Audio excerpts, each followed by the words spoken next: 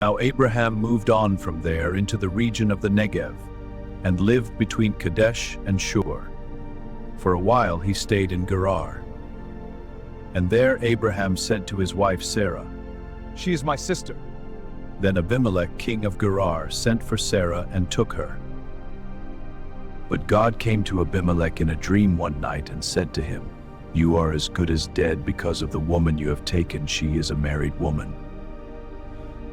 Now Abimelek had not gone near her, so he said, "Lord, will you destroy an innocent nation?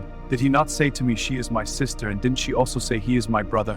I have done this with a clear conscience and clean hands." Then God said to him in the dream, "Yes, I know you did this with a clear conscience, and so I have kept you from sinning against me.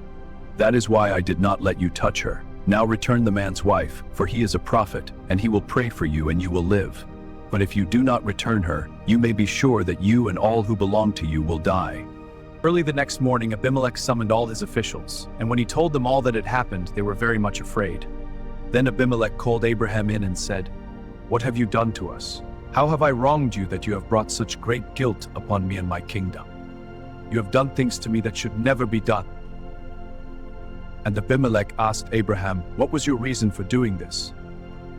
Abraham replied, "I said to myself, there is surely no fear of God in this place, and they will kill me because of my wife.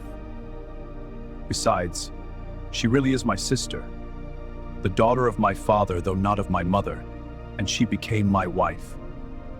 And when God had me wander from my father's household, I said to her, 'This is how you can show your love to me. Everywhere we go, say of me, he is my brother.'" Then Abimelek brought sheep and cattle and male and female slaves and gave them to Abraham, and he returned Sarah his wife to him. "My land is before you, live wherever you like." To Sarah he said, "I am giving your brother 1,000 shekels of silver. This is to cover the offense against you before all who are with you. You are completely vindicated."